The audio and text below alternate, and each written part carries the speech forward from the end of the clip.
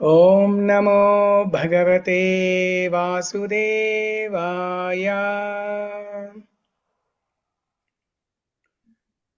ॐ नमो भगवते वासुदेवाय। ॐ नमो भगवते वासुदेवाय। ॐ अज्ञानतिमिरान्धस्य ज्ञानाञ्जनशलाकया चक्षुरुन्मिलितं येन तस्मै श्रीगुरवे नमः। श्रीचैतन्यमनोभीष्टं स्थापितं येन भूतले स्वयं रूपा कदा मह्यं ददाति स्वपदान्तिकम्। वन्देऽहं श्रीगुरो श्रीयुतपदकमलं श्रीगुरून् वैष्णवांश्च श्रीरूपं साग्रजातं सहगणरघुनाथान्वितं तं सजीवं साद्वैतं सावधूतं परिजनसहितं कृष्णचैतन्यदेवं श्रीराधा कृष्णपादान् सहगणललिता श्रीविशाखान्वितांश्च। हे कृष्ण करुणा सिन्धो दीनबन्धो जगत्पते गोपेशा गोपिका कान्ता राधा कान्त नमोऽस्तु ते। तप्तकाञ्चन गौराङ्गी राधे वृन्दावनेश्वरी वृषभानुसुते देवी प्रणमामि हरिप्रिये। वाञ्छाकल्पतरुभ्यश्च कृपा सिन्धुभ्य एव च पतितानां पावनेभ्यो वैष्णवेभ्यो नमो नमः। जय श्री कृष्ण चैतन्य प्रभु नित्यानंद श्री अद्वैत गदाधर श्रीवासादि गौर भक्तवृंद। हरे कृष्णा कृष्ण कृष्णा हरे हरे, हरे राम राम राम हरे हरे। ग्रंथरा श्रीमद् भगवद भागवतम की जय।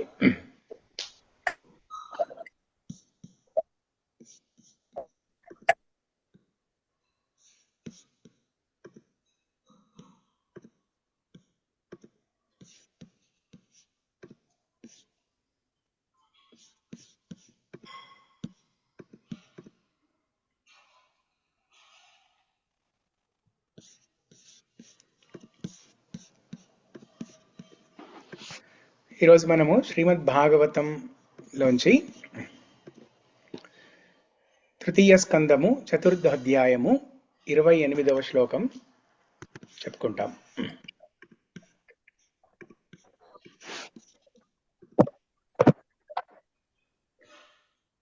రవి ప్రభు మీ లైన్ మ్యూట్ చేయాలి మీరు.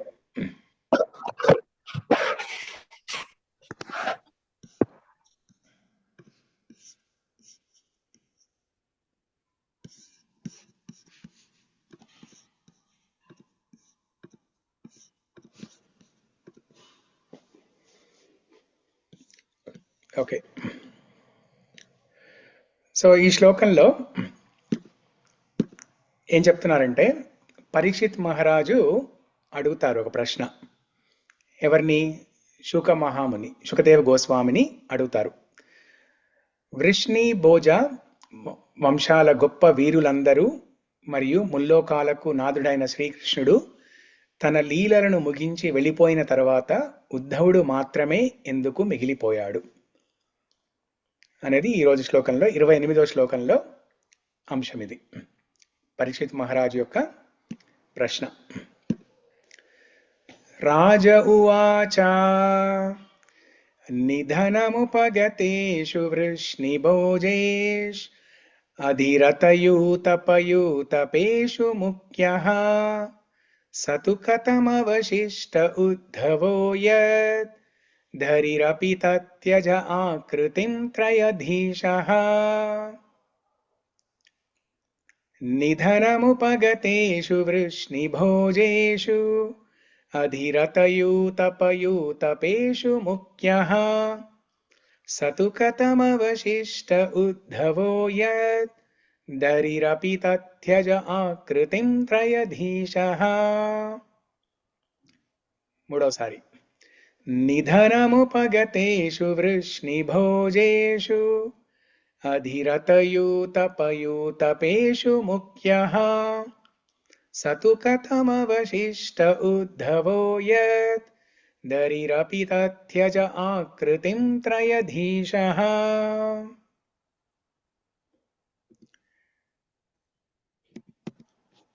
రాజ ఉవాచ, రాజు పలికెను. పరీక్షిత్ మహారాజు అడిగెను.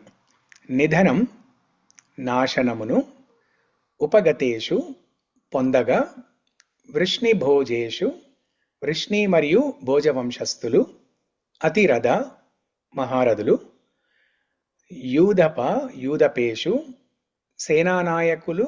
సేనానాయకులకు నాయకులైన వారు, ముఖ్య వారిలో ముఖ్యమైన వారు, సహ అతడు, తు అయితే, కథం ఎలా, అవశిష్ట మిగిలిపోయెను, ఉద్ధవుడు, యత్ ఎప్పుడైతే, హరి శ్రీహరి,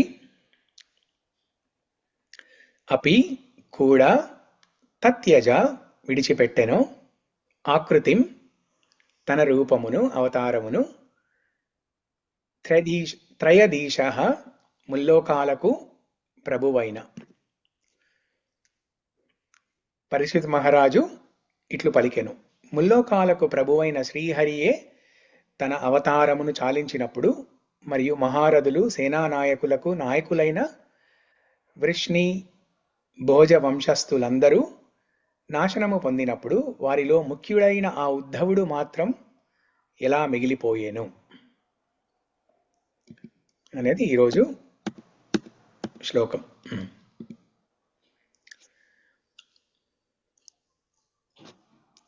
ఒకసారి శ్లోకం అందరం చదువుదాము. నేను ఒక్కొక్క లైన్ చదువుతాను, మీరు చదవండి. రాజ ఉవాచ నిధనముపగతేషు వృష్ణిభోజేషు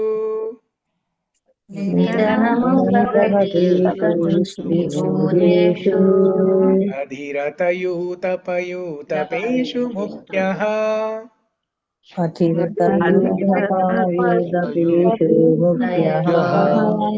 స తు కథమవశిష్ట ఉద్ధవో యత్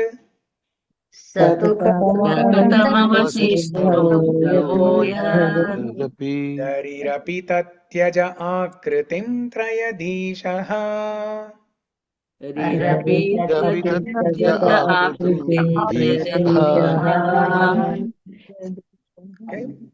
మొత్తం 3 సార్లు చదువుదాం అలాగా. నిధనముపగతేషు వృష్ణిభోజేషు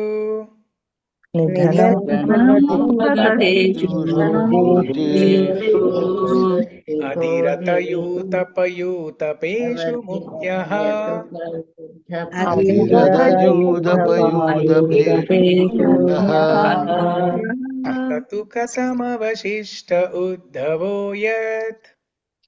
స తు కథమవశిష్ట ఉద్ధవో యత్ ధరిరపి తత్యజ ఆకృతిం త్రయధీశః.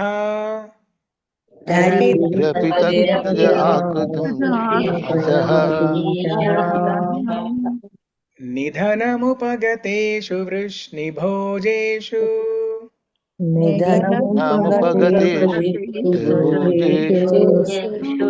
అధిరతయూతపయూతపేషు ముఖ్యః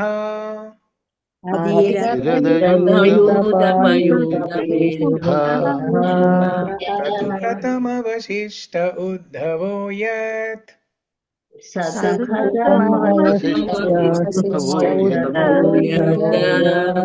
ధరిరపి తత్యజ ఆకృతిం త్రయధీశః.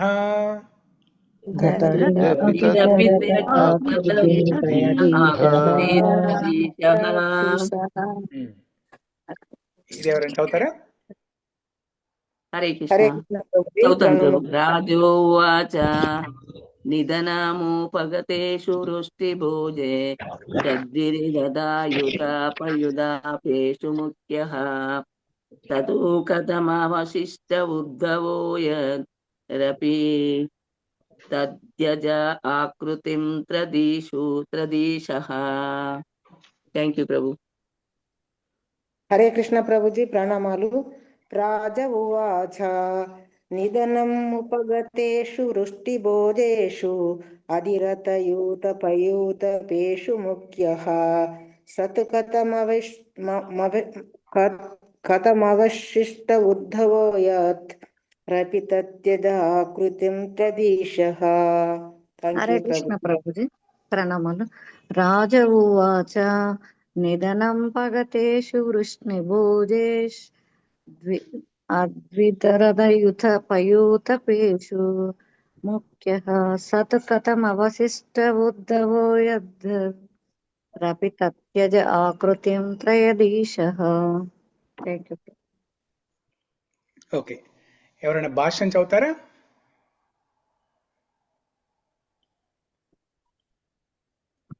చదువుతాను ప్రభుజీ. చదవండి. భాష్యం. శీల ప్రభుపాదులకు జై. శీల జీవ గోస్వామి వ్యాఖ్యానం అనుసరించి నిధనం అనగా భగవాని దివ్యధామం అని భావము. నీ అనగా పరమోన్నతమైనది, ధనం అనగా సంపద, భగవద్ధామము ఆధ్యాత్మిక ఐశ్వర్యము యొక్క అత్యున్నత వ్యక్తీకరణమైనందున నిధనం అని పిలువబడినది. వ్యాఖ్యాన పూర్వక వివరణకు విడిగా నిధనం అనేది పదము సూచించేది నిజభావమేమనగా వృష్టి భోజ వంశస్థులందరూ శ్రీకృష్ణుని ప్రత్యక్ష సహచరులై ఉన్నారు. అతని లీలల పిమ్మట ఆ సహచరులందరూ దివ్యధామమునందరి వారి వారి ప్రత్యేక స్థానాలకు తిరిగి పంపబడిది. శ్రీ విశ్వనాథ చక్రవర్తి ఠాగూర్లు ఆకృతిం అను పదమునకు లీలలు అనేది అర్థమును వివరించిరి. ఆ అనగా పూర్ణమని భావము, కృతం అనగా దివ్య లీలలు.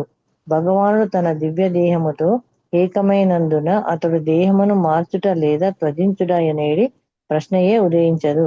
భౌతిక జగత్తు నియమ నిబంధనలను అనుసరించుటకు భగవానుడు జన్మ నొందినట్లుగాను లేదా దేహత్యాగం చేసినట్లుగాను గోచరించవచ్చును. కాని విశుద్ధ భక్తులు వాస్తవ విషయం నెరిగి ఉందురు. కనుకనే శ్రద్ధావంతులకు శ్రీమద్ భాగవత విద్యార్థులకు జీవ గోస్వామి, విశ్వనాథ చక్రవర్తి వంటి గొప్ప ఆచార్యుల వ్యాఖ్యానములను టీకాలను అనుసరించుట అవసరము. భక్తులు కానట్టి ఇతరులకు ఆచార్యుల అట్టి వ్యాఖ్యానాలు వివరణలు వ్యాకరణ గారడిగా గోచరించవచ్చును. కాని పరంపరలో నున్న వారికి మాత్రం గొప్ప ఆచార్యుల వివరణలు పరమయుక్తములై ఉండును. ఉపగతేషు అనేది పదము సైతం ప్రధానమైనది. వృష్టి భోజ వంశస్థులందరూ నేరుగా భగవద్ధామమును చేరియుండిరి. ఇతర భక్తులు భగవద్ధామమును నేరుగా చేరలేరు. కాని భగవాను విశుద్ధ సహచరులు మాత్రము భౌతిక జగమునకు చెందిన ఏ లోకమందలి ఐశ్వర్యం పట్లను ఆకర్షణను కలిగి ఉండరు. భగవద్ధామమునకు ఉద్ధరింపబడవలసిన భక్తులు కొన్ని మార్లు జిజ్ఞాస కారణమున భూలోకమునకు పైన గల ఉన్నత భౌతిక లోకములందరి ఐశ్వర్యమునిడ కొంత ఆకర్షణను కలిగి ఉండవచ్చును. ఆ విధముగా పూర్ణత్వమునకు చేరినప్పుడు వారు ఆ లోకములను గాంచగోరుదురు. కాని వృష్టి భోజ వంశస్థులకు భౌతిక లోకముల ఎడ ఆకర్షణ లేని కారణమున నేరుగానే వారు పంపబడిరి. శ్రీల విశ్వనాథ చక్రవర్తి ఠాగూర్లు ఇంకను ప్రతిపాదించినది ఏమనగా అమరకోశ నిఘంటువు అనుసరించి ఆకృతి అనగా సంకేతమనియు భావము. తన అంతర్ధానము పిమ్మట బదరీకాశ్రమమునకు పొమ్మని శ్రీకృష్ణుడు ఉద్ధావునికి సంజ్ఞ ద్వారా ఆదేశించెను. దేవదేవుని విశుద్ధ భక్తునిగా ఉద్ధవుడు అట్టి ఆదేశమును పరమ శ్రద్ధతో అనుసరించెను. అనగా భగవద్ధామమునకు మరుటకు బదులు అతడు భగవద్విజ్ఞాపాలనము గావించెను. శ్రీకృష్ణుడు ధరాతరము నుండి వెడలిపోయిన పిమ్మటయు ఉద్ధవుడు ఒక్కడే మిగిలి ఉండటకు అదియే కారణము. హరే కృష్ణ ప్రభుజీ, ప్రణామాలు. హరే కృష్ణ. ధన్యవాదాలు ప్రభుజీ. హరే కృష్ణ, ప్రణామాలు.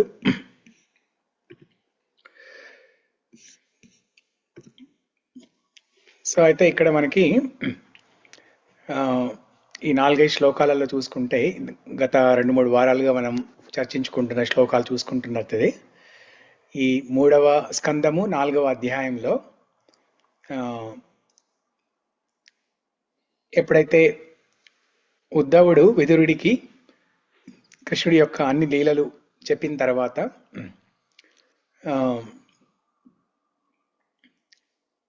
ఇంకా బద్రికాశ్రమానికి పయనమవుతాడు ఉద్ధవుడు. పయనమయ్యేటప్పుడు కూడా విదురుడు ఇంకా కృష్ణుడి యొక్క లీలలు ఇంకా చెప్పమని అడుగుతారనమాట. ఎందుకంటే కృష్ణ కథ అనంతం, విష్ణు అనంతం, విష్ణు కథ అనంతం.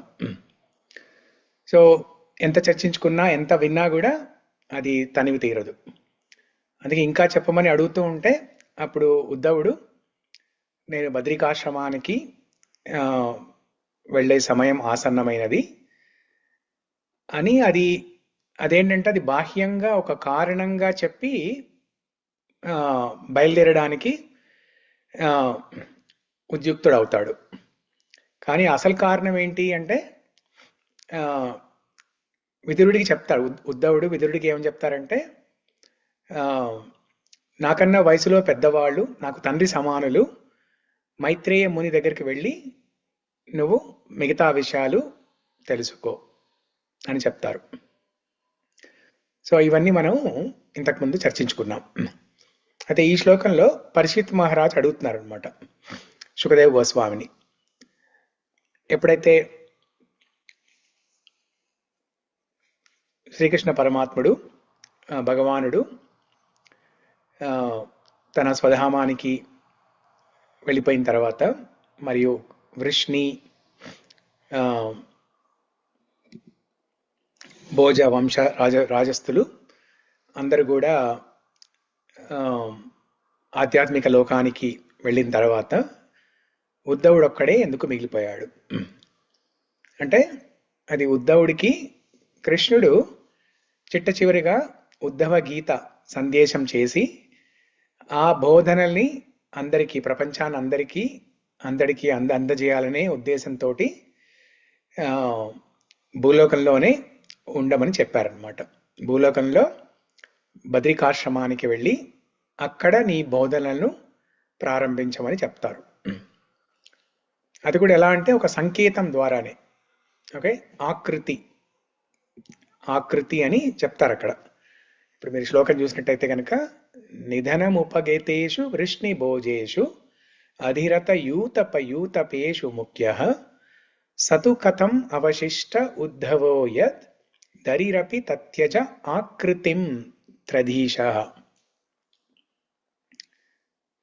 త్రధీశ అంటే ముల్లోకాలకి అధిపతి అయిన శ్రీకృష్ణ భగవానుడు ఆకృతిం అంటే ఒక సంకేతం ద్వారానే, కనుసైగ ద్వారానే ఉద్ధవుడికి ఆ సందేశాన్ని, తన సూచనని తెలియపరిచారు. హిందీలో అంటారు, హిందీలో ఒక మాట మీలో కొంతమంది వినే ఉంటారు, సమజ్దార్ కో ఇషారా కాఫీ అయి. వినారా ఎవరన్నది? సమజ్దార్ కో ఇషారా కాఫీ హై అంటే తెలివైన వాడికి, సమజ్దార్ అంటే తెలివైన వాడు, తెలివైన వాడికి ఇషారా అంటే ఒక చిన్న సైగ, ఆ చేత్తో కానీ కంటి చూపుతో కానీ చేసిన ఒక చిన్న సైగ చాలు వాళ్ళకి. సమజ్దార్ కో ఇషారా కాఫీ హై. అలాగే ఉద్ధవుడు బృహస్పతి ద్వారా ట్రైనింగ్ తీసుకున్న శిష్యుడు, చాలా తెలివైన వాడు, కృష్ణుడికి ప్రియమైన భక్తుడు, కృష్ణుడి యొక్క కజిన్, ప్రియమైన భక్తుడు. కాబట్టి కృష్ణుడు చేసిన చిన్న సంకేతం ద్వారా మొత్తం అర్థం చేసుకొని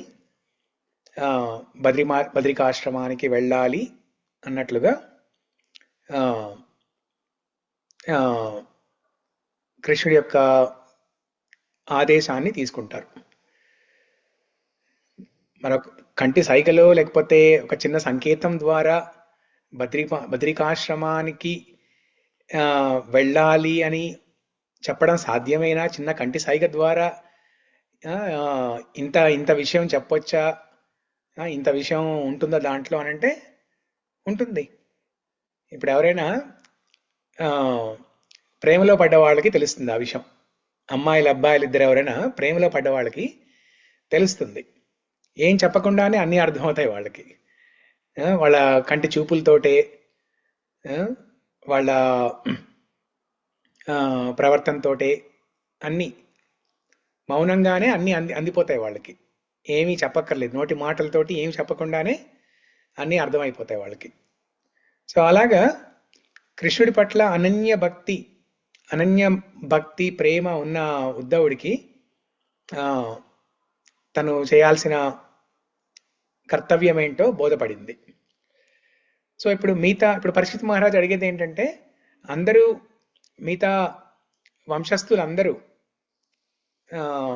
ఆధ్యాత్మిక లోకానికి వెళ్ళిపోయినా కూడా ఉద్ధవుడే ఒక్కడు ఉండిపోవాల్సిన కారణం ఏంటి, భూలోకంలో ఉండడానికి కారణం ఏంటి అంటే, ఇప్పుడు ఉద్ధవుడు కూడా వెళ్ళిపోయి కృష్ణ భగవానుడితోటి బృందావనంలో తన లీలల్ని కంటిన్యూ చేయొచ్చు అక్కడ. కానీ శుద్ధ భక్తులకి కృష్ణుడి యొక్క సేవే కృష్ణుడితో సాంగత్యము. కృష్ణుడి యొక్క సేవను నెరవేర్చడం, కృష్ణుడి యొక్క సేవను ఎగ్జిక్యూట్ చేయడం, కృష్ణుడికి సేవ చేయడం, కృష్ణుడి ఆదేశాల మేరకు సేవలను నిర్వర్తించడము, అదే కృష్ణుడితో సాంగత్యం ఉన్నట్టు. వాళ్ళని జీవన్ముక్తులు అంటారు. అంటే వాళ్ళు ఈ భూలోకంలో ఉన్నా, ఎక్కడున్నా, పాతాళ లోకంలో ఉన్నా, స్వర్గలోకంలో ఉన్నా, ఎక్కడున్నా కూడా వాళ్ళు కృష్ణ సేవకి నియమింపబడి, భగవంతుడి చేత కృష్ణ సేవకై నియమింపబడి ఉన్నవారైతే, ఎంపవర్మెంట్ అంటారు కదా ఇంగ్లీష్లో, భగవంతుడి చేత ఎంపవర్ చేయించబడి ఒక సేవని నిర్వర్తించడానికి కనుక నియమింపబడితే వాళ్ళు ఈ భూలోకంలో ఉన్నా కూడా జీవన్ముక్తులైనట్టే. మిగతా జీవుల్ని ఉద్ధరించడానికి అదొక సేవా కార్యక్రమం లాగా వాళ్ళు ఈ భూలోకంలో ఉంటారు. వాళ్ళు సిద్ధ జీవులైనా కూడా, నిత్య సిద్ధులైనా కూడా వేరే భక్తుల్ని ఉద్ధరించడానికి అలా ఉంటారు. ఇప్పుడు శ్రీల ప్రభుపాదుల వారు నిత్య సిద్ధులు, కానీ మనలందరినీ ఉద్ధరించడానికి వచ్చారు. అలాగా రామానుజాచార్యులైనా లేకపోతే మాధ్వాచార్యులైనా ఎవరైనా ఆచార్యులు ఎవరైనా ఈ శుద్ధ భక్తులు నిత్య సిద్ధులే, కానీ భగవంతుడికి సేవ చేయడానికి, ఈ నిత్య బద్ధులు అయిన జీవుల్ని ఉద్ధరింపడానికి, భగవంతుడి యొక్క సేవగా చేయడానికి ఉంటారు. అలా చేయడానికి వాళ్ళు ఎక్కడికైనా వెళ్ళడానికి సిద్ధమే. ఎలా అయితే నారదముని ఈవెన్ పాతాళ లోకానికి కూడా వెళ్ళి సంకీర్తన చేస్తారు. నారదముని త్రిలోక సంచారి కదా, స్వర్గలోకం, భూలోకం, పాతాళ లోకం, అన్ని లోకాలకి వెళ్తారు ఆయన. సో అలాగా శుద్ధ భక్తులకి ఏంటంటే, ఓకే నేను కొంచెం సాధన చేసిన తర్వాత ఇంకా నేను ఆధ్యాత్మిక లోకానికి వెళ్ళిపోయి అక్కడే డైరెక్ట్గా కృష్ణుడికి సేవ చేసుకోవాలి, అలా ఉండదు వాళ్ళకి. శుద్ధ భక్తులకి ఎక్కడున్నా కానీ స్వామివారి సేవ ఉంటే చాలు. ఇప్పుడు ఆధ్యాత్మిక లోకానికి వెళ్ళినా కూడా ఏం చేస్తారు వాళ్ళైతే వెళ్ళి ఇంకో సింహాసనం మీద కూర్చొని వాళ్ళకి మిగతా వాళ్ళు సేవలు చేయడం అలా ఉండదు కదా. అక్కడ స్వామికి సేవ చేసుకోవడమే. సో అదే సేవ ఇక్కడ ఉంటూ కూడా చేసుకోవచ్చు.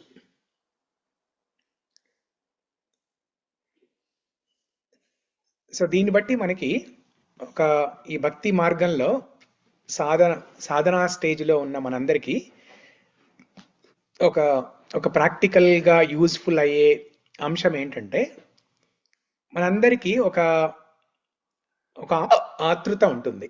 ఆ ఆతృత ఏంటంటే, ఓకే నేను ఎప్పుడు శుద్ధ భక్తుడిని అవుతాను, ఎప్పుడు నాకు స్వామివారి అనుగ్రహం లభిస్తుంది, ఎప్పుడు నేను ఆధ్యాత్మిక లోకానికి వెళ్ళిపోతాను, ఈ లైఫ్లో వెళ్తానా లేకపోతే ఇంకా మళ్ళీ జన్మెత్తాలా, ఇలాంటి క్వశ్చన్లు అన్నీ ఉంటాయి.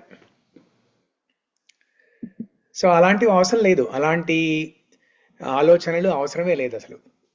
మనం చేసే ప్రస్తుతం చేసే ఈ సేవ ఏదైతే ఉందో అది. ఇప్పుడు ఫర్ ఎగ్జాంపుల్ శ్రవణం, మనందరం ఈ భాగవతం శ్రవణం చేస్తున్నాం మనం. ఇది శ్రవణ భక్తి. దీన్ని శ్రవణ భక్తి అంటారు. కీర్తనం చేస్తే దాన్ని కీర్తన భక్తి, అర్చనం చేస్తే అర్చనా భక్తి. హనుమంతుడిలాగా దాస్య భావంతో చేస్తే దాన్ని దాస్య భక్తి. సో అలాగా యశోదమ్మలాగా వాత్సల్య స్నేహ చూపిస్తే దాన్ని వాత్సల్య భక్తి. గోపికల్లాగా ప్రేమ చూపిస్తే దాన్ని మాధుర్య భక్తి. అలాగా మనం ఏ స్థితిలో ఉన్నామో, ఏ పరిస్థితిలో ఉన్నామో, ఏ ప్రదేశంలో ఉన్నామో అక్కడే మనము స్వామివారికి సేవ చేస్తూ ఉంటే అదే చాలు. ఆ సేవనే మనకి ఆధ్యాత్మిక లోకంలో లభించిన సేవలాగా భావించి చేస్తే అదే చాలు మనకి. ఇప్పుడు మనకి భాగవతంలో ఒక మంచి మంచి శ్లోకం ఉంటుంది, ఒకసారి చూపిస్తాను. అది దర్శనం ఓపెన్ అవుతుంది ఇప్పుడు.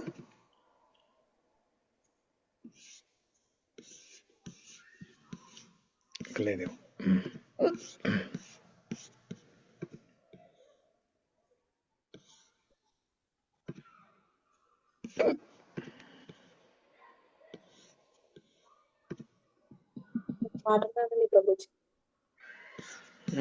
అదే అదే.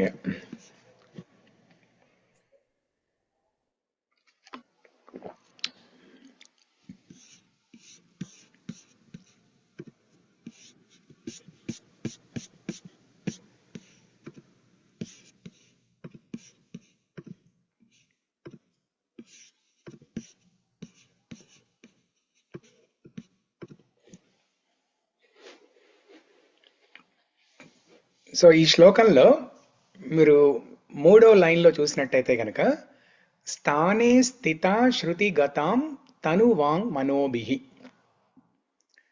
స్థానే స్థిత శృతి గతాం తనువాన్ మనోభిః అంటే మనం ఏ ఏ ప్రదేశంలో ఉన్నామో, ఏ పరిస్థితిలో ఉన్నామో, ఏ స్థానంలో ఉన్నామో, ఏ స్థితిలో ఉన్నామో ఆ స్థితిలో ఉంటూ మన మనస వచస కర్మణ స్వామివారికి సేవ చేసుకుంటే అదే అదే జన్మ సాఫల్యం.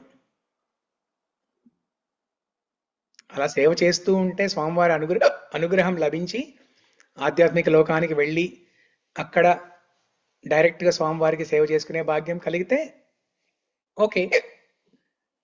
అంతవరకు ఇక్కడ దొరికిన సేవే మనకి ఆధ్యాత్మిక లోకంలో ఉన్న సేవగా భావించి స్థానే స్థిత శృతి గతాం తనువాన్ మనోభిః అన్నట్టుగా చేయాలి మనం. అందుకే ఉద్ధవుడు తన ఉదాహరణ ద్వారా చూపిస్తున్నారు మనందరికీ ఎలాగా మనకి స్వామివారి ఆదేశం ప్రకారం ఈ భూలోకంలో ఉండి కూడా సేవ చేసుకుంటే అది స్వామివారితో సాంగత్యం ఉన్నట్టే, స్వామివారితో ఆధ్యాత్మిక లోకంలో మనం ఉన్నట్టే. ఒకసారి ఈ శ్లోకం చదువుదాం అందరము. చాలా మంచి శ్లోకం ఇది భాగవతంలో.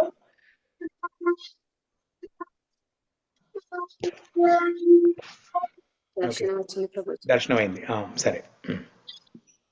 హరే కృష్ణ ప్రభుజీ ప్రణామాలు. హరే కృష్ణ ప్రభు ప్రణామాలు. దర్శనం స్టార్ట్ అయిందా?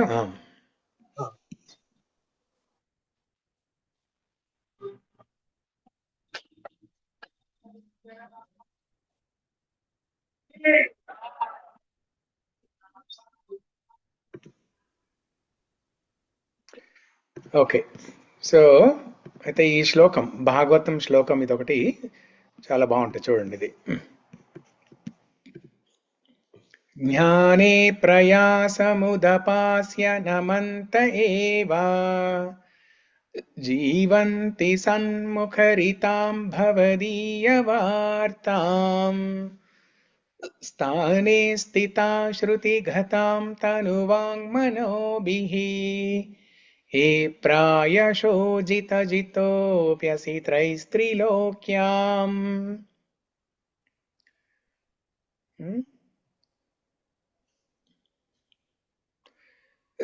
సో అంటే ఇక్కడ ఏంటంటే మనం వేరే జ్ఞాన సముపార్జన, వేరే రకరకాల యోగాలు, కర్మయోగ, జ్ఞానయోగ, అష్టాంగ యోగ ఇవన్నీ చేయాల్సిన అవసరం లేదు.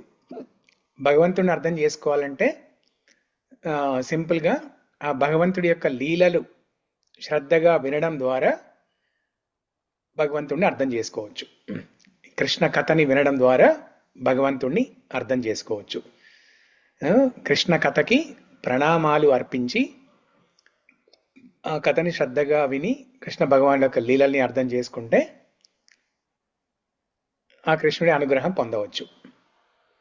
సో ఈ పని మనం ఏ స్థితిలో ఉన్నా చేయొచ్చు. స్థానే స్థిత శృతి గతాం తనువాన్ మనోభిహి. Body, mind and soul, body, mind and words. తను, వాంగ్, మనోభిహి. మనస, వచస, కర్మణ. ఈ 3 విధాలుగా మనము వివిధ రకాలైన భక్తి మార్గాల ద్వారా స్వామివారికి భక్తి చేసుకుంటే, ఏమైనా కథ వినాలని ఉందనుకోండి, వాళ్ళకి ఆ శ్రద్ధ ఉందనుకోండి, శ్రవణ భక్తి, దాని శ్రవణ భక్తి అంటారు, అదే మార్గంలో వెళ్ళొచ్చు. సో మనం ఏ స్థితిలో ఉన్నా, ఏ స్థానంలో ఉన్నా, మనం వృత్తి వ్యాపారాల పరంగా అయినా లేకపోతే దేశకాల పరిస్థితుల ప్రభావంగా ఎక్కడ ఉన్నా, ఏం చేస్తున్నా కూడా ఈ భక్తి అనేది చేయొచ్చు. సో ఆ సేవనే, అలా చేస్తూ ఉన్న సేవనే మనం ఆధ్యాత్మిక లోకంలో స్వామివారికి డైరెక్ట్గా చేస్తున్న సేవలాగా భావించి, ఎలాగైతే ఉద్ధవుడు చేస్తున్నాడో దాన్ని ఉదాహరణగా తీసుకొని మనము చేయొచ్చు. అందుకే ఉద్ధవుడు యద్యద్ ఆచరతి శ్రేష్ఠ తద్ధద్ ఏవే తరోజన అని కృష్ణుడు భగవద్గీతలో చెప్పినట్టుగా మనకి ఒక ఉదాహరణలాగా చూపిస్తున్నాడు అనమాట. ఉద్ధవుడే కాదు, హనుమత్ స్వామి ఏం చేస్తున్నారు? కింపురుష లోకంలో నిరంతరం రామనామం జపిస్తున్నారు. ఎందుకంటే ఆ రామనామం యొక్క ప్రభావము, ఆ శక్తితోటి అదొక యజ్ఞంలాగా ఇప్పుడు ప్రపంచంలో మిగతా వాళ్ళు ఎవరు యజ్ఞ యాగాదులు చేసినా చేయకపోయినా కూడా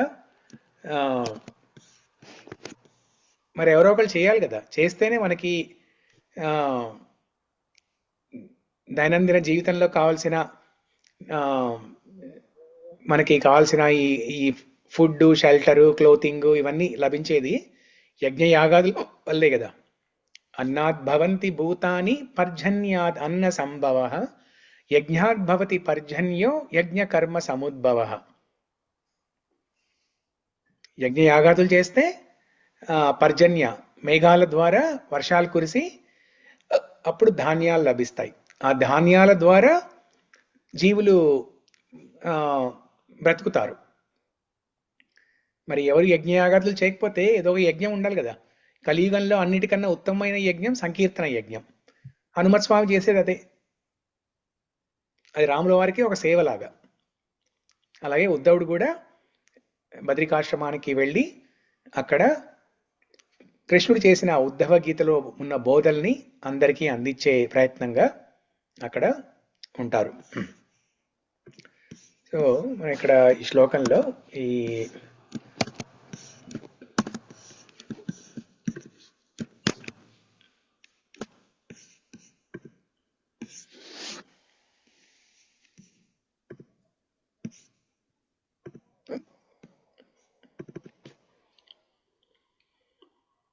రమేష్ గారు చెప్పండి. ప్రభుజీ, మనం యజ్ఞంలో ఇచ్చే ఆహుతి ద్వారానే దేవతలకి హవిస్సు లభిస్తుంది కదా. మరి యజ్ఞాలు అవి చేయకపోతే వాళ్ళకి హవిస్సు లభించదు కదా. అప్పుడు వాళ్ళు మనకు అన్ని ఇవ్వలేరు కదా. అవును. అప్పుడు నామయజ్ఞంలో, సంకీర్తన యజ్ఞంలో, దాస్య యజ్ఞంలో అవి హవిస్సు ఇచ్చినట్టు ఎలా అవుద్ది? వాళ్ళకి హవిస్సు ఎలా లభిస్తుంది? అంటే ఇప్పుడు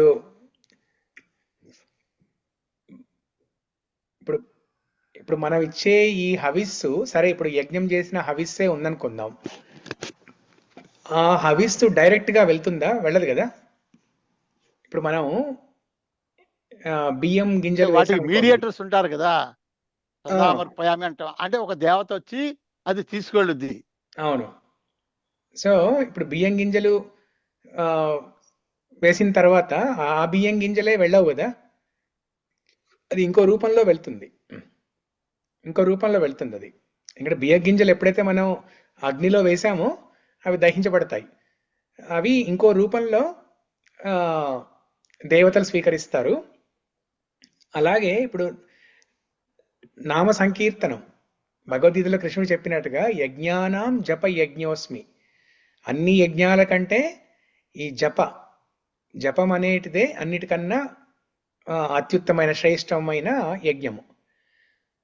సో అలాగే ఈ యజ్ఞం చేసిన ద్వారా వచ్చిన ఫలితాన్ని వాళ్ళు స్వీకరిస్తారు దేవతలు. సో వాళ్ళు దాని యొక్క ఫలితం, ఆ నామ సంకీర్తన యొక్క ఫలితము వాళ్ళకి అందుతుంది. వాళ్ళకి ఏ రూపంలో అందాలో ఆ రూపంలో అందుతుంది. ఎప్పుడైతే భగవంతుడే దాన్ని ఒక ఆదేశంలాగా భగవద్గీతలో చెప్పారో, ఇంకా దేవతలు వీళ్ళందరూ ఆ భగవంతుడి ఆధీనంలోనే పనిచేస్తారు కదా. కాబట్టి ఆ నామ సంకీర్తన ద్వారా వచ్చే ఫలితమే వాళ్ళకి కావాల్సిన రూపంలో అది అందుతుంది దేవతలకి. అదే హవిస్ అనుకోవాలి వాళ్ళకి, అదే హవిస్సు వాళ్ళకి. ఓకే. హవిస్సు అంటే ఇప్పుడు దేవతలకి ఆ హవిస్సు కాదు కదా వాళ్ళు స్వీకరించేది. ఇప్పుడు మన కృష్ణుడికి ఏదైనా సమర్పిస్తుంటే ఆ సమర్పించిన పత్రం, పుష్పం, ఫలం, తోయం అవి కాదు కదా ఆయన స్వీకరించేది. దాంట్లో ఉన్న భక్తి, ప్రేమ, భక్తిని స్వీకరిస్తాడు ఆయన. అలాగే ఈ దేవతలు కూడా మనం వాళ్ళకి ఓం ఇంద్రాయ స్వాహ అని అన్నప్పుడు, అంటే మనం ఆ ఇంద్రుడి మీద ఒక భక్తి భావంతో చేస్తున్నాం అనమాట అది. సో ఆ భక్తిని స్వీకరిస్తారు వాళ్ళు అంతే. అంతేగాని వాళ్ళకి ఈ హవిస్సు ఇవన్నీ వాళ్ళకి ఇవి కావాల్సిన అవసరం లేదు. సో మనం వాళ్ళని ఆరాధిస్తున్నామా లేదా, ఆ దేవతల్ని కూడా మనం పూజిస్తున్నామా లేదా అనేది చూస్తారు. అంతేగాని వాళ్ళకి ఆ హవిస్సు అది డైరెక్ట్గా అందుతుందా, ఎట్లా అందుతుంది అనేది హవిస్సు అవసరం లేదు వాళ్ళకి. దాని యొక్క ఫలితం మన భక్తితో సమర్పించే ఆ ఫలితం అందుతుంది వాళ్ళకి. అదే నామ సంకీర్తన ద్వారా చేస్తే ఇంకా అత్యుత్తమైంది. ఎందుకు నామ సంకీర్తన ద్వారా చేసిన యజ్ఞమే అత్యుత్తమైందంటే, మిగతా యజ్ఞ యాగాదులు అన్నిటిలో కూడా ఏదో రకరకాల లోపాలు ఉంటాయి. మనం దాంట్లో వాడే ద్రవ్యాల లోపం ఉండొచ్చు, చేసే పూజారి చదివే మంత్రాలలో లోపం ఉండొచ్చు, ఆ కర్త యజమాని ఎవరైతే చేస్తున్నారో ఆయన పరిశుద్ధంగా లేకపోవచ్చు. సో ఇలా చాలా రకాల లోపాలు ఉంటాయి కదా. కాబట్టి వాటితో పోలిస్తే నామ సంకీర్తనలో దొర్లే లోపాలు చాలా తక్కువ. ఇంకా నామ సంకీర్తన ఏముంది? ఓం అచ్యుతాయ నమః, ఓం కేశవాయ నమః, ఓం మాధవాయ నమః, అయితే హరే కృష్ణ కృష్ణ కృష్ణ హరే హరే, హరే రామ రామ రామ హరే హరే. సో దీంట్లో ఏంటంటే మన ఒక భక్తి ప్రేమతో చేస్తున్నామా లేదనేది అది పక్కన పెట్టేస్తే, ఆ నామ ఉచ్చారణ అయితే బాగానే పలుకుతాం మనం, దాంట్లో లోపాలైతే ఏమి ఉండవు. కృష్ణ రామ అనడానికి ఏముంది, లోపం ఏముంది అక్కడ? లోపం ఏమి ఉండదు. కాబట్టి నామ సంకీర్తనలో లోపాలు తక్కువ కాబట్టి ఇదే శ్రేష్టమైందనమాట. సుధామాతాజీ, హరే కృష్ణ. హరే కృష్ణ ప్రభుజీ, ప్రణామాలు. చెప్పండి ప్రభుజీ, ఇక్కడ భౌతిక ప్రపంచంలో మనకి ప్రేమైన భక్తి అయినా చూపించడానికి ఇలాగనే కర్మలు చేయాలి కదా. మరి భగవంతునికి మన లోపల ఉన్న ప్రేమ భక్తి తెలుస్తుంది కదా ప్రభుజీ, అవన్నీ చేయడం అవసరం లేదేమో? ఇప్పుడు మీ మీ పిల్లలకి మీరు పుట్టగానే ఆ, అక్కడ అక్కడ పడేసి ఉయ్యాల్లో పడేసి నాకు నీ మీద ప్రేమ ఉంది, నేనేం చేయక్కర్లేదు నీకు, నువ్వు అర్థం చేసుకో అని మీరన్నా, లేకపోతే మీరు వృద్ధాప్యానికి వచ్చిన తర్వాత మీ పిల్లలు కూడా అలాగే అంటే, ఆ, అమ్మా నువ్వంటే నాకు చాలా ప్రేమ ఉంది, నేను ఇక్కడే అమెరికాలోనే ఉంటాను, నువ్వు అక్కడే ఉండు, నేను నా ప్రేమనంతా ఫోన్లోనే చూపిస్తాను, నేను నీకు అలా ఫోన్లో కాదు మాట్లాడతాను ప్రభుజీ. నెలకొకసారి. అదే ప్రేమ అనుకో. ఇంకేం అవసరం లేదు, నీకు డబ్బులు అవసరం లేదు, ఆ, నీకు ఏదన్నా అవసరమైనా నేను రావాల్సిన అవసరం లేదు అన్నాడు అనుకోండి, ఎలా ఉంటుంది? అందుకే అంటున్నాను ప్రభుజీ, భౌతిక ప్రపంచంలో మనం ప్రతిదీ చేయాలి. ఆ, అయితే నేను అనేది భగవంతుని పైన ప్రతి మాట, ప్రతి పని ఆయననే తలుస్తూ మన బ్రతకడమే భగవంతుని చేరుకోవడానికే. నేను ఏ పర్పస్ లో పుట్టానో అవే చేయించు అని మనం ఆయనకి మొత్తం సరెండర్ అయిన తర్వాత, నేను అది యజ్ఞాల గురించి ప్రభుజీ. ఆహా, మీరు అనేది యజ్ఞాలు, వాటి అవసరము. యా, అది అయితే ఇప్పుడు రమేష్ గారు చెప్పింది కూడా ఒక వ్యాలిడ్ పాయింట్ ఉంది అక్కడ. ఎందుకంటే యజ్ఞాలు అవి కంప్లీట్ గా తీసేయలేం మన వాటిని. యజ్ఞాలు మొత్తం పక్కన పెట్టేసి ఓన్లీ నామ సంకీర్తన ఒక్కటే అని అని కాదు. ఇప్పుడు ఎందుకంటే శుద్ధ భక్తులైతే ఒక నామ సంకీర్తన తోటే వాళ్ళు వర్షాలైనా కురిపించగలరు, ఏదైనా చేయించగలరు వాళ్ళు. అలా జరిగిన సంఘటనలు కూడా ఉన్నాయి మనకి. ఢిల్లీలో ఒకసారి అలా జరిగింది, ఆ, ఒంగోలులో అలా ఒకసారి జరిగింది. ఇలా మనం చూసాం చాలా సార్లు. హైదరాబాద్ లో కూడా జరిగింది. అవునా? It is recorded. ఓకే, ఎవరు మన ఇస్కాన్ భక్తులు చేశారా, ఎవరు చేశారు? ఇస్కాన్ వాళ్ళదే రికార్డెడ్, బట్ వివరాలు నా దగ్గర లేవు కానీ but it is recorded. Okay. వర్షాలు లేకపోతే వాళ్ళందరూ కలిసి ఒక పరేడ్ గ్రౌండ్స్ లో ఎక్కడో చేశారు, somewhere in 80s or 70s. It is recorded. So ఇలా జరిగిన సంఘటనలు ఉన్నాయి మనకి. నామ సంకీర్తన ద్వారా అదొక యజ్ఞంలాగా చేస్తే తద్వారా వర్షాలు కురిసిన సంఘటనలు ఉన్నాయి. కానీ అది ప్రతిసారి జరుగుతుందా అంటే జరగదు అలాగా. దానికి ఒక ప్యూరిటీ ఉండాలి, పరిశుద్ధమైన మనసుతోటి చేయాలి, ఒక గట్టి సంకల్పం, దృఢమైన సంకల్పంతో చేస్తే అవుతుంది. అలా చేసే అలాంటి పరిశుద్ధత వచ్చేంత వరకు మనం ఈ యజ్ఞ యాగాదులు కూడా చేస్తూ ఉండాలి. అసలు రెండు చేయొచ్చు. యజ్ఞ యాగాదులు యజ్ఞం చేస్తూ ఆ యజ్ఞంతో పాటు నామ సంకీర్తన చేయొచ్చు, యజ్ఞం తర్వాత నామ సంకీర్తన చేయొచ్చు. మొన్న ఇక్కడ మా ఇంట్లో ఈ యాదాద్రి నుంచి పూజారులు వచ్చారు. వాళ్ళు అమెరికాకి ప్రతి సంవత్సరం వస్తారు, వచ్చి స్వామివారి విగ్రహాలు తీసుకొస్తారు. ఉత్సవమూర్తులు లక్ష్మీ నరసింహస్వామి, ప్రహ్లాదుడు, ఆ విగ్రహాలు తీసుకొని వస్తారు. తీసుకొని వచ్చి మా ఇంట్లో మొన్న ఒక 4 రోజుల క్రితం హోమం చేయించాం, సుదర్శన నారసింహ హోమం చేయించాం. చాలా అద్భుతంగా చేశారు. ఎట్లా అంటే మొత్తం హోమం జరుగుతున్నంతసేపు, మొత్తం 3 గంటలు చేశారు. హోమం జరుగుతున్నంతసేపు నామ సంకీర్తనే. ఆ పూజారి యాదాద్రి నుంచి వచ్చిన అతను చాలా బాగా అందరితోటి, వచ్చిన భక్తులందరితోటి నామ సంకీర్తన చేయించాడు. సో అలా రెండు చేయొచ్చు. ఒకవేళ యజ్ఞంలో ఏమైనా లోపాలుంటే ఈ నామ సంకీర్తన ద్వారా వచ్చిన ఫలితం, దాని ద్వారా రిజల్ట్స్ వస్తాయి. అది ఓకే. సో అయినా మనం అక్కడికి ఎందుకు వెళ్ళాము, ఇప్పుడు యజ్ఞాల దగ్గరికి ఎందుకు వెళ్ళాము?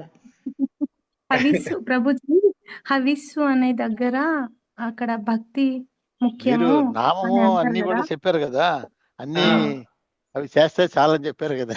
అంటే అప్పుడు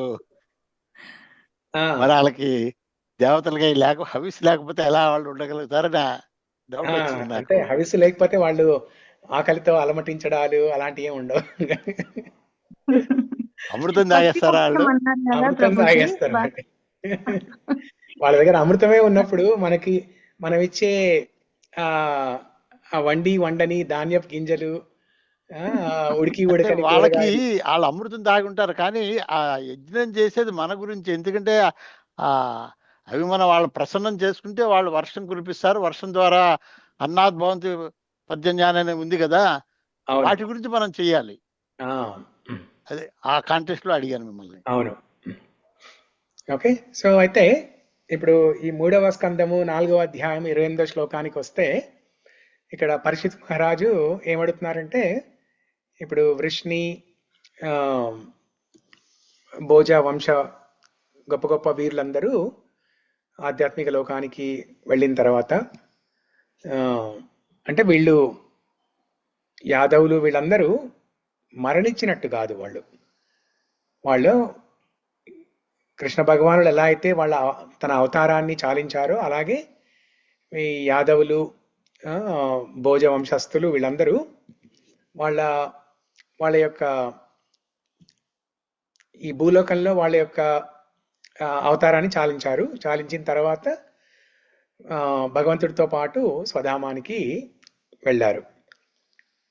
అలా కాకుండా ఎవరికైతే ఈ స్వర్గలోకాలపై వేరే భౌతిక ప్రపంచంలో ఉన్న అంశాలపై ఆకర్షణలు ఉంటాయో వాళ్ళు మాత్రం ఇక్కడే ఉండిపోయారు. స్వర్గలోకాల్లోకో లేకపోతే వేరే లోకాలకి వెళ్ళిపోయారు వాళ్ళు. కానీ యాదవులు, భోజ వంశస్థులకు మాత్రం అలాంటి ఆకర్షణలు లేవు. వాళ్ళు స్వధామానికి వెళ్ళిపోయారు. అయితే ఇక్కడ ఇంకొక అంశం ఈ శ్లోకంలో ఏం చెప్తున్నారంటే, విదురుడు, ఉద్ధవుడు ఇద్దరిని చూస్తే ఇద్దరు కష్టాల్లో ఉన్నవాళ్ళు. విదురుడేమో అవమానించబడ్డాడు. దుర్యోధనుడు ధృతరాష్ట్రుడి చేత అవమానించబడి సర్వస్వం కోల్పోయి రాజ్యం నుంచి బహిష్కరింపబడ్డాడు. ఉద్ధవుడు తన కళ్ళ ముందే యదువంశం నాశనాన్ని చూశాడు. శ్రీకృష్ణుడు స్వధామానికి వెళ్ళిపోవడం చూశారు. సో ఇద్దరూ చాలా దుఃఖంతో ఉన్నారు. ఇలా దుఃఖంతో ఉన్న సమయంలో వాళ్ళు ఏం చేశారు? ఆ దుఃఖం నుంచి, ఆ శోకం నుంచి ఎలా బయటపడ్డారంటే, కృష్ణుడి పాదాల వద్ద సంపూర్ణ ఆశ్రయం పొందేందుకు ఆ అవకాశాన్ని వినియోగించుకున్నారు. విదురుడేమో మొత్తం తీర్థయాత్రలు చేసి ఇంకా కృష్ణ సేవలో సంపూర్ణంగా నిమగ్నమయ్యారు. ఉద్ధవుడు కూడా కృష్ణుడు స్వధామానికి నిష్క్రమించిన తర్వాత ఇంకా బద్రికాశ్రమానికి వెళ్ళి కృష్ణుడు చేసిన బోధల్ని అందరికీ పంచడం ద్వారా ఆ సేవలో నిమగ్నమై తన శోకాన్ని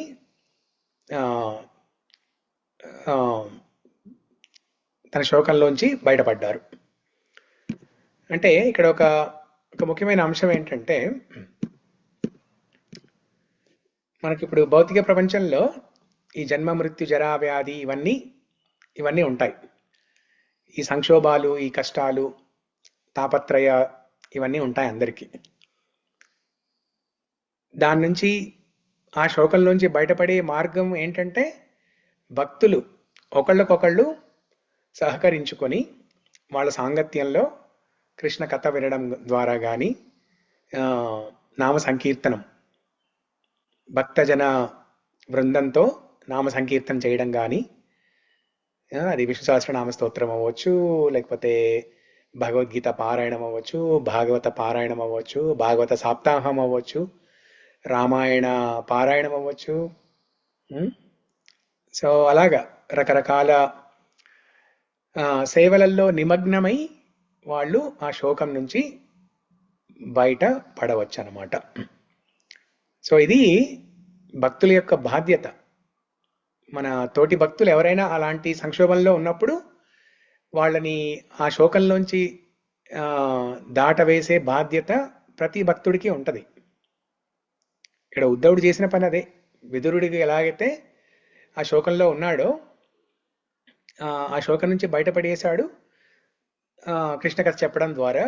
తద్వారా తను కూడా ఆ శోకంలోంచి బయటపడ్డాడు.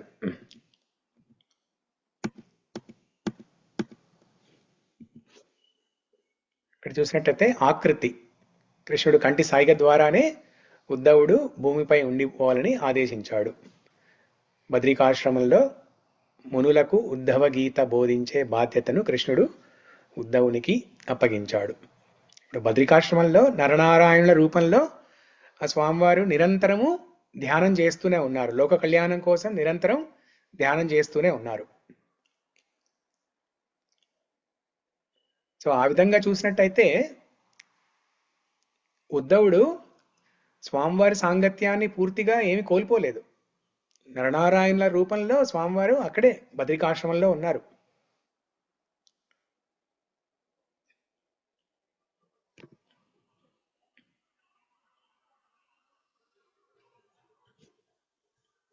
సో భగవంతుని ధామానికి వెళ్ళడమే ముక్తి అన్న భావన ఉండదు శుద్ధ భక్తులకి. భగవంతుని ఆజ్ఞను పాటించడం, ఆ సేవను నిర్వర్తించడం, అదే వాళ్ళకి ముక్తి, లేకపోతే ఆధ్యాత్మిక గోలోక బృందావనానికి వెళ్ళి స్వామివారి డైరెక్ట్గా సేవ చేసుకున్నంత దాంతో సమానం అన్నమాట.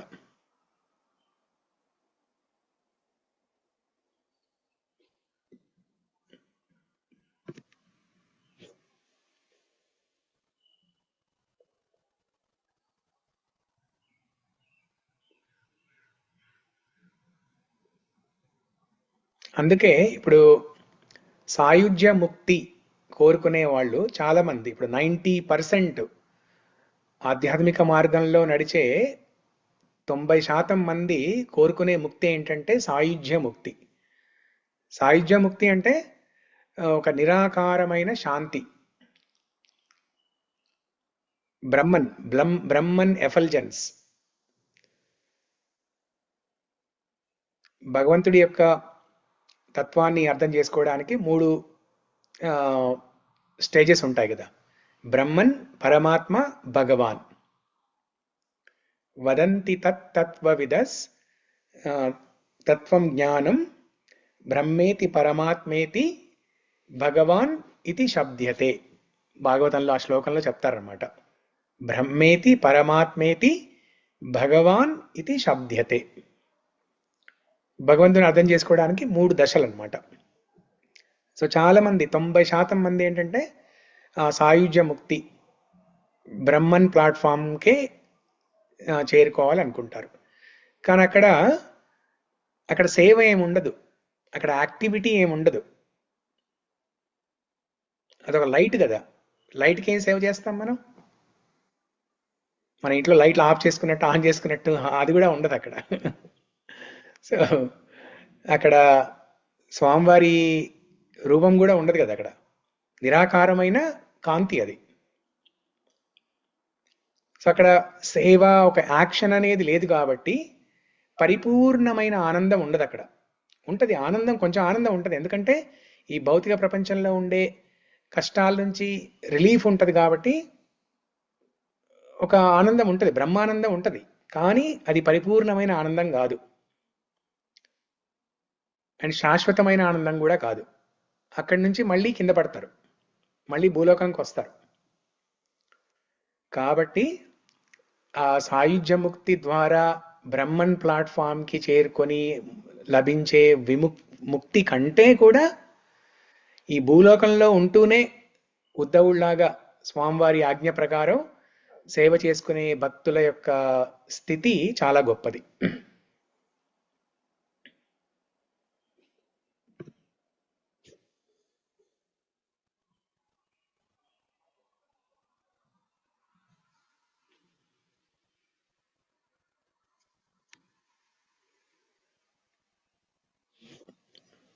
మనం ఇంతకుముందు ఒక క్లాస్లో చెప్పుకున్నాము, ఈ సేవ అనేది ఎంత దుర్లభమైనది, ఎంత అదృష్టమైనది. అది భగవంతుడి యొక్క సేవ అనేది ఎంత దుర్లభము మరియు దొరకడం ఎంత అదృష్టం. అది అంత ఈజీగా రాదు,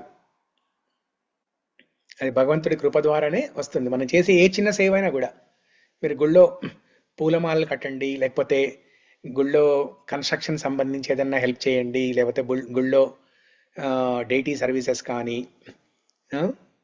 గుళ్ళో ఏదైనా క్లీనింగ్ కానీ, కుకింగ్ కానీ, ప్రసాద వితరణ కానీ ఏ సేవ చేసినా కూడా ప్రతి చిన్న సేవ కూడా అది చాలా దుర్లభము మరియు అది దొరకడం చాలా అదృష్టం. అలాగే ఉద్ధవుడికి ఆ సేవను అప్పగించారు స్వామివారు అంటే ఉద్ధవుడు ఎంత అదృష్టవంతుడో చూసుకోండి. అదొక స్పెషల్ ఎంపవర్మెంట్.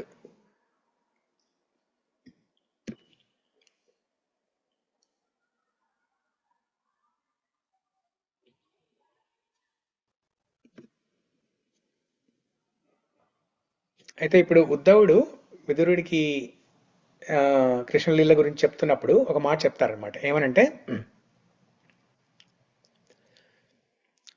కృష్ణుడు ఒకానొక సమయంలో విదురుణ్ణి గుర్తు తెచ్చుకున్నారు అనే మాట చెప్తారనమాట ఉద్ధవుడు విదురుడికి. అది విని విదురుడు చాలా ఆనందపడతారు. స్వామివారు నన్ను గుర్తు తెచ్చుకున్నారా అని చాలా ఉద్వేగానికి లోనవుతారు.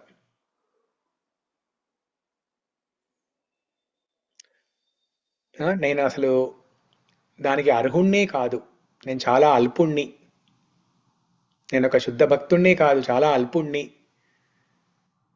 అది కృష్ణ భగవానుడు నన్ను గుర్తు తెచ్చుకున్నాడు అని అంటే అది నాకు చాలా సంతోషాన్ని కలిగిస్తుంది అని కృతజ్ఞతతో, భక్తి పారవశ్యంతో, ఆనంద బాష్పాలతో రోధించాడు.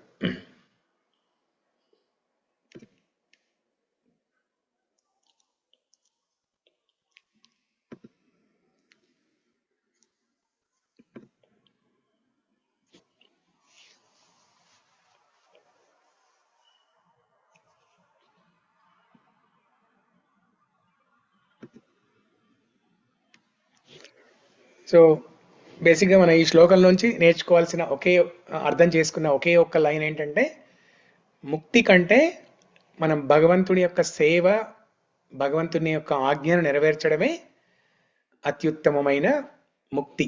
అదే విముక్తి. యాక్చువల్గా ముక్తి కన్నా గొప్పది విముక్తి, విశిష్ట రూపేణ ముక్తి. భూలోకంలో ఉంటూ కూడా భగవంతుడి సేవ చేసుకునే భాగ్యం కలిగితే అది విముక్తి. సాయుధ్య ముక్తి మిగతా ముక్తుల కంటే కూడా గొప్పది అది. అది ఆధ్యాత్మిక లోకానికి వెళ్ళి గోలోక వృందావనానికి వెళ్ళి చేసుకున్నంత సేవతో సమానం అది. అందుకే ఇప్పుడు స్వర్గలోకంలో ఉన్న దేవతలు ఏం కోరుకుంటారు? భూలోకంలో జన్మించాలని కోరుకుంటారు. మానవులు భూలోకంలో మానవులుగా జన్మించాలని కోరుకుంటారు. ఇంకా స్వర్గలోకంలో లేదు ఈ స్వామివారి సేవ చేసుకునే అవకాశం లేదు అక్కడ. ఎందుకంటే అక్కడ అనంతమైన సంతోషము, అనంతమైన ఐశ్వర్యము అదంతా ఉంటుంది అక్కడ. అలా ఉన్నప్పుడు భక్తి గురించి ఎవరు ఆలోచిస్తారు? ఆలోచించరు. అందుకే ఈ భూలోకంలోనే సాధ్యం అది. కాబట్టి మనం భూలోకంలో, అది మరి ముఖ్యంగా భరత భూమిలో జన్మించిన వాళ్ళందరూ తప్పకుండా చాలా అదృష్టవంతులు. అది పుణ్యభూమి, కర్మభూమి. భగవంతుడు స్వయంగా అవతరించిన వివిధ అవతారాల్లో అవతరించిన భూమి. అక్కడ జన్మించిన మనందరము చాలా అదృష్టవంతులము. జన్మించడమే కాకుండా కృష్ణ భక్తి చేసుకునే అవకాశం కలగడము, స్వామివారికి సేవ చేసుకునే అవకాశం కలగడము ఇంకా అదృష్టమైనది అది. కాబట్టి మన ఏదైనా సేవా అవకాశం లభిస్తే దాన్ని తక్కువ భావంతో చూడకూడదు. ఏముంది మామూలుగా చేస్తున్నాము అనే టైప్లో చూడకూడదు. దాన్ని ఒక చాలా ప్రత్యేకంగా భావించి చేయాలి.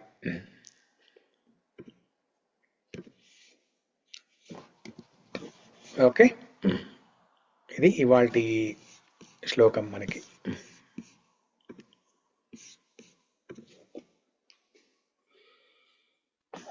ఎవరికైనా ఏమైనా క్వశ్చన్స్, కామెంట్స్, రిఫ్లెక్షన్స్ ఏమైనా ఉన్నాయా? హరే కృష్ణ ప్రభుజీ, నాకు ఒకటి చెప్పాలనిపిస్తుంది. చెప్పండి. ప్రభుజీ, నేను మీ క్లాస్లో డిసెంబర్ నుంచి క్లాసెస్ వింటున్నా కదా మీది. మీరు మార్నింగ్ మళ్ళీ చెప్తారు చూడండి, మా క్లాస్ 9కి. అయితే కొన్ని కారణాల వలన నేను క్లాస్కి రాలేదు కదా. అప్పుడు రమేష్ ప్రభుజీ ఫోన్ చేసి ప్రభుజీ ఇట్లా గుర్తు చేశారు మాతాజీ, క్లాస్కి ఎందుకు రావట్లేదు మీరు అని కనుక్కున్నారన్నమాట ప్రభుజీ. అప్పుడు నాకు అనిపించింది మీరు ఈరోజు ఈ క్లాస్ చెప్తుంటే విదురుడు, ఉద్ధవుడు, శ్రీకృష్ణుడు అంటే నాకు అనిపించింది ఈ క్షణం మీరు శ్రీకృష్ణుని లాగా, రమేష్ ప్రభుజీ ఉద్ధవుడు లాగా అలా అలా అనిపించి అంటే గుర్తు చేసిండ్రు అంటే ఆ రోజు నేను చాలా సంతోషపడ్డా ప్రభుజీ. మీరు అరే గుర్తు పెట్టుకున్నారు అంటే నాకు నిజంగా చాలా సంతోషం అనిపించింది ప్రభుజీ. ఇప్పుడు అదే క్లాసులో అది గుర్తొచ్చింది. అంతే కదా. ఇప్పుడు మనందరికీ భౌతిక ప్రపంచంలో ఉన్నామంటే కష్టాలు ఉన్నట్టే అందరికీ. మన బాధ్యత ఏంటి? ఇప్పుడు అక్కడ ఆ స్లైడ్లో మనకి ఏం చెప్పారు? అక్కడ భక్తుల యొక్క బాధ్యత అది. ఉద్ధవుడు ఒక బాధ్యతలాగా తీసుకొని విదురుణ్ణి ఆ శోకంలోంచి బయటపడడానికి చూశారు. తద్వారా తను కూడా ఉద్ధవుడైతే ఏదైతే శోకం అనుభవిస్తున్నాడో ఆ శోకంలోంచి కూడా ఆయన బయటికి రాగలిగాడు. ఇదంతా కేవలం దేని ద్వారా జరిగింది? కృష్ణ కథ చర్చించుకోవడం ద్వారా ఈ ప్రాబ్లమ్స్ అన్నీ సాల్వ్ అయిపోయాయి. అందుకే నేను అడిగాను అనమాట, సుధామాతాజీ కొన్ని రోజులుగా జాయిన్ అవ్వట్లేదు అన్నాను. అప్పుడు మీకు ఫోన్ చేసినట్టున్నారు రమేష్ గారు. థ్యాంక్ యూ రమేష్ గారు. హరే కృష్ణ ప్రభుజీ, శుద్ధ భక్తులు ఈ యొక్క భక్తి అనే చైన్ లో ఉండిపోతారు. ఎప్పుడు కూడా వాళ్ళ దాన్ని డీవియేట్ అవరు. అదేంటంటే వాళ్ళకి ఎప్పుడు లభించాలో ఆ మెసేజ్ అలా లభిస్తుంది అనమాట. So Mataji in the bhakti chain, she one of the pearl in the that chain. yes definitely Hare Krishna Mata, మేమందరం కూడా ఆలోచించాము మాత రావట్లేదు ఎందుకు అని.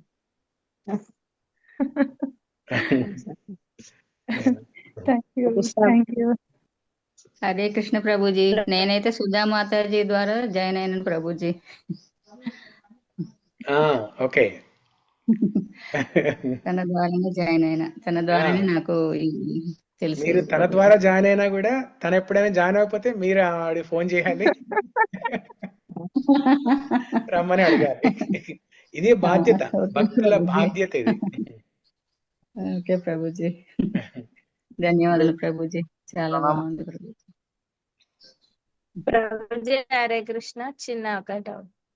క్లాస్ వల్ల బాగుంది ప్రభుజీ, ఎప్పుడు బాగుంటది, అంతా మంచిగా అనిపించింది ప్రభుజీ. కమింగ్ అట్రాక్షన్స్ ఏమన్నా చెప్పండి. తెలంగాణ ఇది మన వరంగల్ భక్తులకి కమింగ్ అట్రాక్షన్స్ చెప్పండి. కమింగ్ అట్రాక్షన్స్ అదే వచ్చే ఆదివారం నుంచి, అంటే మీకు సోమవారం,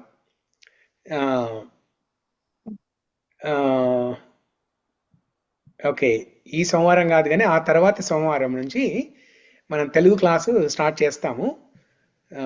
అదే కమింగ్ అట్రాక్షన్. అదే ఇంకొకసారి స్టార్ట్ చేసిన తర్వాత దాంట్లో చాలా చాలా ఉంటాయి దాంట్లో.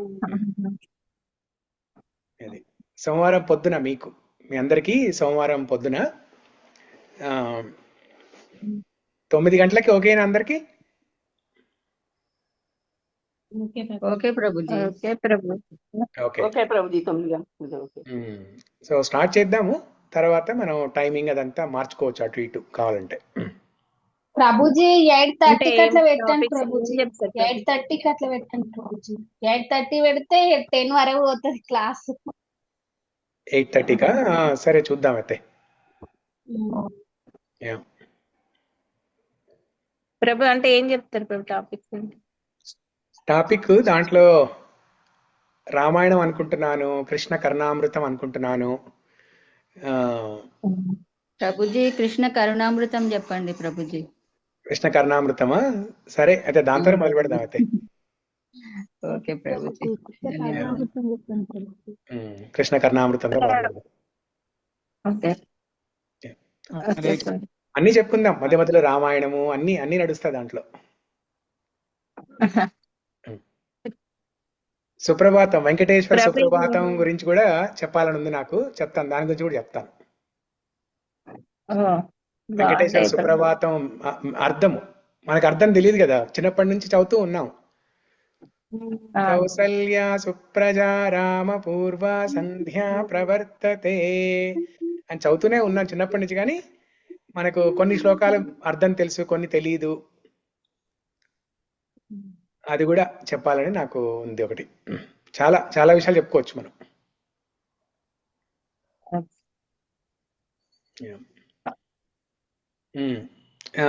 ప్రభు మీకు ఏదైనా క్వశ్చన్ ఉందా? అడగండి. హరే కృష్ణ ప్రభుజీ, ప్రణామాలు ప్రభుజీ. హరే కృష్ణ ప్రభు. ప్రభుజీ, ఫస్ట్ టైం మిమ్మల్ని వరంగల్లో చూసినప్పుడు మీ క్లాసు చాలా బాగున్నది. అట్లా మిమ్మల్ని ఎప్పుడు కలుస్తాం, ఎప్పుడు వింటాం అన్నా కొద్దీ మాకు ఆన్లైన్లోనే మీరు రావడం సుధా ఆనందం ప్రభుజీ. ఇంకోటి ప్రభుజీ, మీరు పాడడం మంచిగా బాగుంటది ప్రభుజీ. ఒక్కటి ఏం లేదు ప్రభుజీ, టైం ఉంది కదా, ఒక కీర్తన చేయరు అన్నమేదంలే మాకు ఇప్పుడా ఈరోజు ప్లీజ్ ప్రభుజీ. ఏ కీర్తన అన్నారు?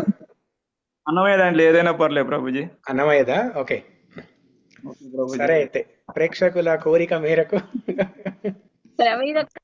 చిన్న డౌట్ ఉండే ప్రభు, నిన్నది అడగచ్చు. నిన్న ఒకటి జగన్నాథ స్నానయాత్ర టెంపుల్ లో అయింది ప్రభు. అంటే అక్కడ కిచెన్ సర్వీస్ ఉంది ప్రభు, ఇక్కడ దర్శనము, అట్లా రెండు. అంటే ఏది ఇంపార్టెంట్ ప్రభు? అంటే చూడలేకపోతున్నాము, కిచెన్ సర్వీస్ ఉన్నది. సర్వీసే ఇంపార్టెంట్. మీకు ఒకవేళ ఆ సర్వీస్ గనక ముందే అది మీకు అసైన్ చేసి ఉన్నట్టయితే కనుక అదే ఇంపార్టెంట్. దర్శనం ఎప్పుడైనా చేసుకోవచ్చు మీరు. దర్శనం ఎప్పుడైనా చేసుకోవచ్చు. ఆ సర్వీసే స్నానయాత్ర. ఏముంది, కావాలంటే మీరు మధ్యలో వచ్చి ఒక నిమిషం మీరు కూడా స్నానయాత్ర చూసి వెళ్ళొచ్చు మళ్ళీ.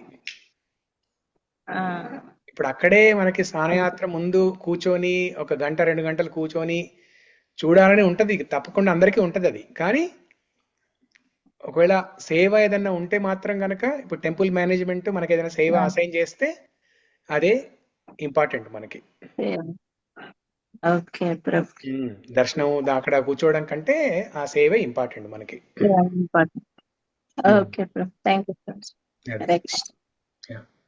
ఇప్పుడు హనుమంతుడు అనొచ్చు కదా, నేను ఇప్పుడు లంకకి సముద్రం దాటుకొని లంకకి వెళ్ళాలా, ఎందుకు, నేను రాముల వారి ముందు ఇక్కడే కూర్చొని రాముడినే చూస్తాను, నేను కన్నార్పకుండా ఇలాగే రాముడిని ఇలా చూస్తూనే ఉంటాను నేను అన్నాడు అనుకోండి. సీతమ్మని ఎవరు తీసుకొచ్చేవాళ్ళు?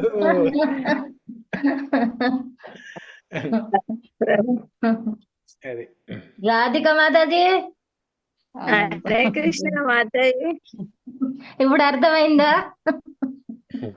అదే నిన్న జరిగింది, అక్కడ ఆనందం మిస్ అవుతున్నామేమో అనిపించింది, కానీ కిచెన్ సర్వీసే చేసాం ప్రభుజీ. మీరు ఏం చేయాలంటే ఆ సేవ కిచెన్ సర్వీస్ చేస్తున్నప్పుడు ఆ జగన్నాథాష్టకం పాడుకుంటూ చేశారనుకోండి, ఇంకా అదే, దానికి మించిన ఆనందం ఏముంటది? ఏమి ఉండదు ఇంకా. కథాచిత్ కాళింది తట విపీన అని పాడుకుంటూ చేసుకున్నారనుకోండి, మీకు స్నానయాత్ర చూస్తున్న దానికన్నా గొప్పది అది. ఇంకా సేవ చేసుకుంటూ జగన్నాథాష్టకం పాడుకుంటూ చేసుకుంటే ఇంకా అదే చాలు, అంతే. ప్రభు, అది సేవ చేస్తుంటే కూడా మనకు భగవంతుడు కనిపిస్తాడు ప్రభు. అవును. ఇవాళ క్లాస్ అంశం అంతా అదే కదా, ఇవాళ శ్లోకంలో. కరెక్ట్. ఇప్పుడు రాధికా మాతాజీ మీకు కరెక్ట్ క్వశ్చన్ అడిగారు, ఇవాళ శ్లోకానికి సంబంధించిన క్వశ్చన్ అడిగారు. ఉద్ధవుడు నేను వచ్చి గోలోకానికి వచ్చి డైరెక్ట్ గా నీ కళ్ళ ముందే ఉండాలనుంది, నాకు నిన్ను చూస్తూనే ఉండాలని ఉంది ఎప్పుడు నాకు, నేను వెళ్ళను, బద్రికాశ్రమానికి వెళ్ళను, నేను నీతో పాటు ఇంటికి వస్తాను అనలే కదా. అనలే ప్రభు, సేవ అక్కడే ఉండి సేవ చేయమన్నారు స్వామివారు, సేవ చేశాడు అంతే.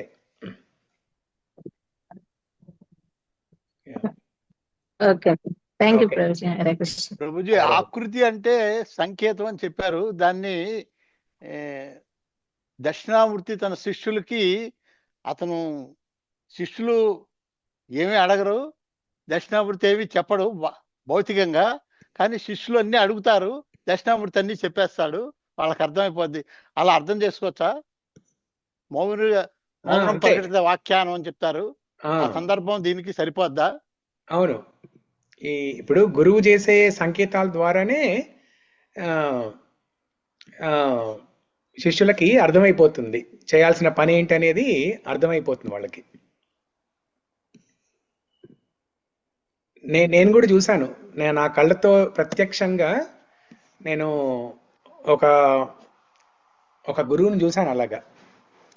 కేవలం సంకేతాల ద్వారానే శిష్యులకి ఆదేశాలు ఇవ్వడం. అండ్ ఇంకా వాళ్ళు ఏం మాట్లాడరు, శిష్యులు ఇంకా వేరే ఏం మాట్లాడరు, అర్థమైపోతుంది వాళ్ళకి ఏం చేయాలో. ఓకే, ఒక చిన్న అన్నమాచారి కీర్తన పాడమన్నారు కాబట్టి అంతయు నీవే. ఓకే, అంతయు నీవే కీర్తన పాడదాం. ఓ ప్రభుజీ, నేను అదే అడుగుదాం అనుకున్నా ప్రభుజీ. అవునా? హరి బోల్ మాతాజీ. Wonderful thank wonderful. యూ ప్రభుజీ. యా.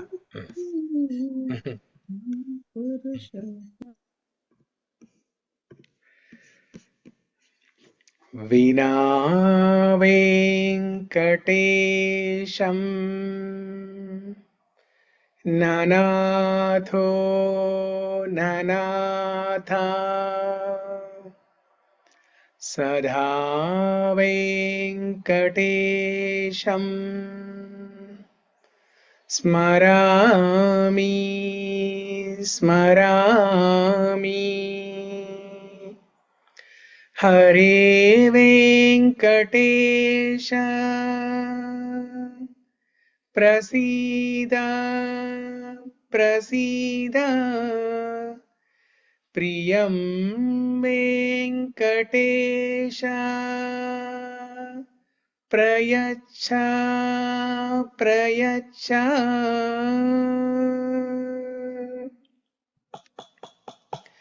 అంతయు నీవే హరి పుండరీకాక్ష. అంతయు నీవే హరి పుండరీకాక్ష. చింతనాకు నీవే శ్రీ రఘురామ. అంతయు నీవే హరి పుండరీకాక్ష.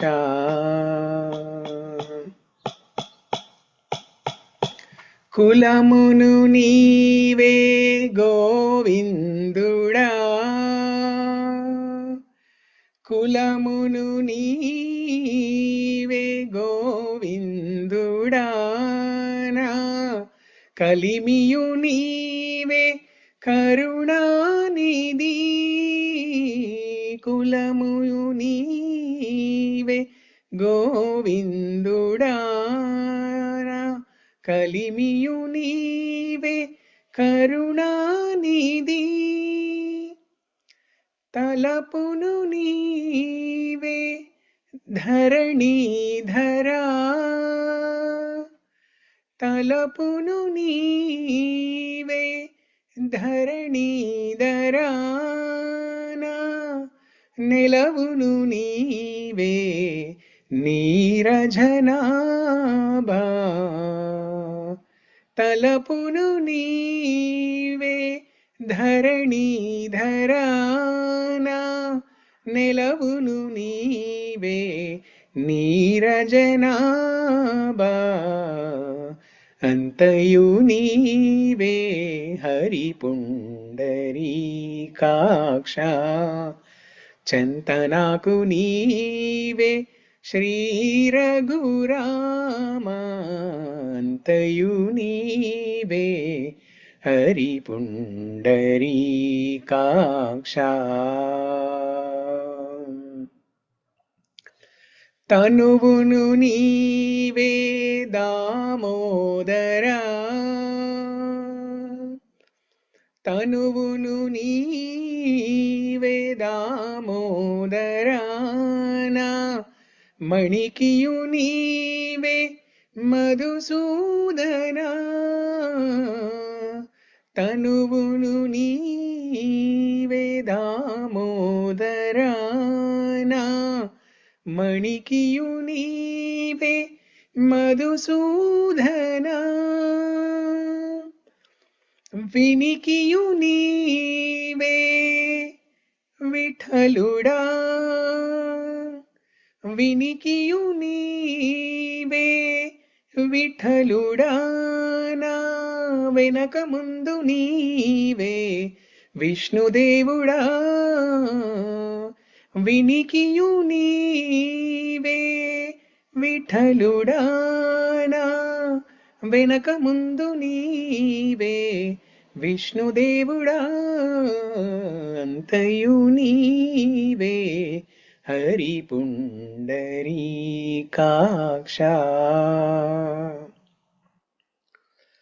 పుట్టుగు నీవే పురుషోత్తమా పుట్టుగు నీవే పురుషోత్తమా కోన నట్ట నడుమ నీవే నారాయణ పుట్టుగు నీవే పురుషోత్తమా కోన నట్ట నడుమ నీవే నారాయణ ఇట్టే శ్రీ వెంకటేశ్వరుడా ఇట్టే శ్రీ వెంకటేశ్వరుడా నాకు నెట్టన గతి ఇంకా నీవే నీవే ఇట్టే శ్రీ వెంకటేశ్వరుడా నాకు మెట్టన గతి ఇంకా నీవే నీవే అంతయు నీవే హరి పుండరీకాక్ష చంతనాకు నీవే శ్రీ రఘురామ అంతయు నీవే Hari Pundarikaksha.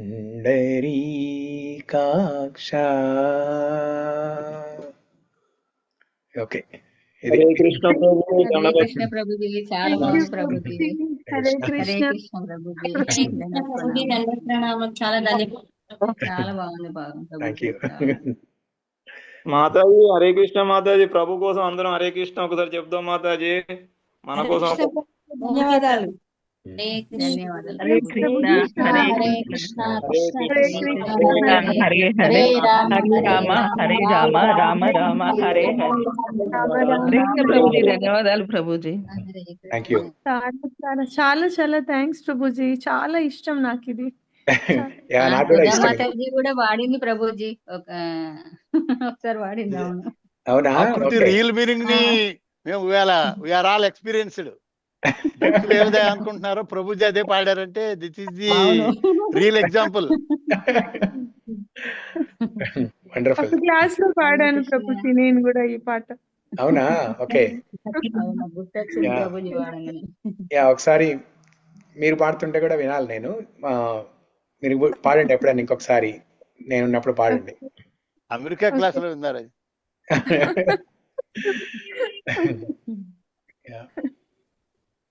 Good. Thank you so much okay. Prabhuji. Hare Krishna. మంగళం కోసలేంద్రాయ మహనీయ గుణాత్మనే చక్రవర్తి తనూజాయ సార్వభౌమాయ మంగళం. గ్రంథరా శ్రీమద్ భాగవతం కీ జై. శ్రీల ప్రభుపాద్ కీ జై. హరే కృష్ణ.